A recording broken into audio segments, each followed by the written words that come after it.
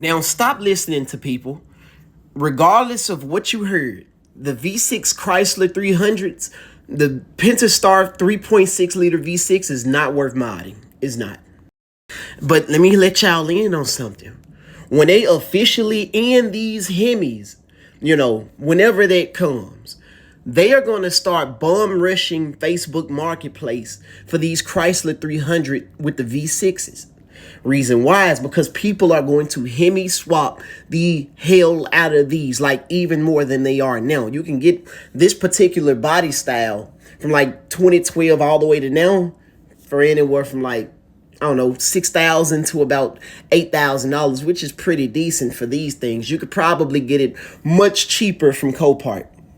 Now, the next thing you're gonna want to do is find you a good 6.4 liter Hemi. Now, in the hood, you could probably find these things from like $2,500 to $3,000, depending on how that person who quote unquote founded is feeling at the moment. You could also find a trans for about $1,500 to $1,000.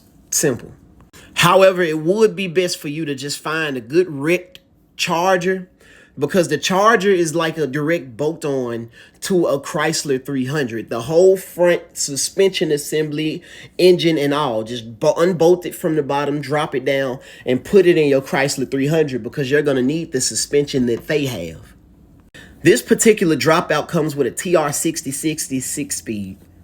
But let's just say the whole idea of a 6-speed manual in a Chrysler 300 isn't your thing. They do have damn good 8-speed transmissions. Next thing you're going to need is a dry shaft. You're also going to need a good damn tuner. And I would probably replace those damn manifolds with long tube headers. Shit. Cadillac V2 guys, I'm all on y'all ass. I'm on y'all ass, boy. After the V1 generation CTS-V, everybody thought shit was cool. They thought GM couldn't get no bigger than a LS-powered Cadillac. No. Then came the most demonic vehicle to ever come out of GM, a supercharged Cadillac CTS-V coupe. This wasn't just some rebadged Holden Commodore. No. This was its own thing. Under the hood was a supercharged 6.2 liter V8 called the LSA. It made 556 horsepower and 550 foot-pounds of torque. This thing was hauling more ass than Mariah Mills and some Daisy Dukes. The supercharger whine sounds like the door hinge of a old-ass house somewhere in Mississippi. Now, a lot of people don't like this version of the CTS because, well, it's flat in the back and it's shaped funny. But let me tell y'all something. Some of y'all gals are built like that now and you still love that motherfucker. A flat ass in the back, but the party be in the front. You hear what I'm talking about? Wink, wink. Number two, if you see slicks and skinnies on these things, gonna turn the other way, brother. He is not playing. And if his cam sound like 1,000 guys with a beer belly slapping their stomach one by one, that ain't the guy you want to rumble with. This thing is literally the Corvette's sluttier younger cousin. They don't like these guys, period, because they the cockiest guys in the world.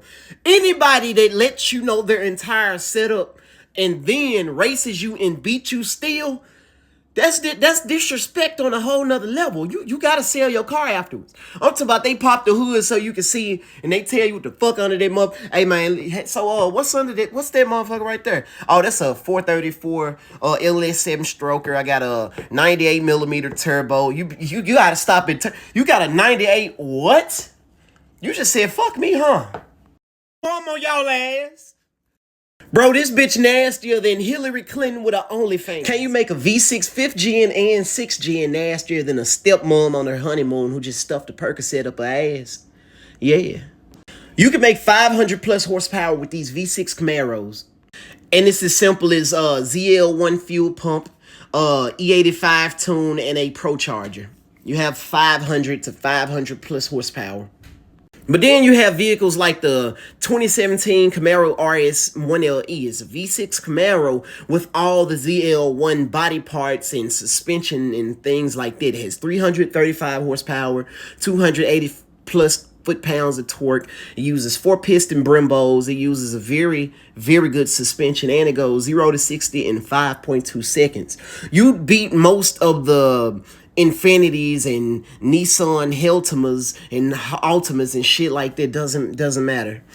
It's a very good vehicle for what it is, but for the same price you'd spend on a, I don't know, Pro Charger or the Edelbrock E-Force, which is like almost $7,000 for a V6 supercharger.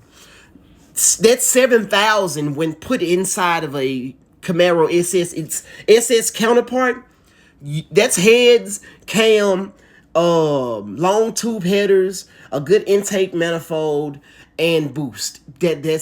I mean, but you're going to spend that to get at least 150 extra horsepower from a V6. So what I'm saying is it all depends on who deemed this thing worth it, worth building on. But honestly, I think it's nice other than the fact that its visibility is pretty much suckish.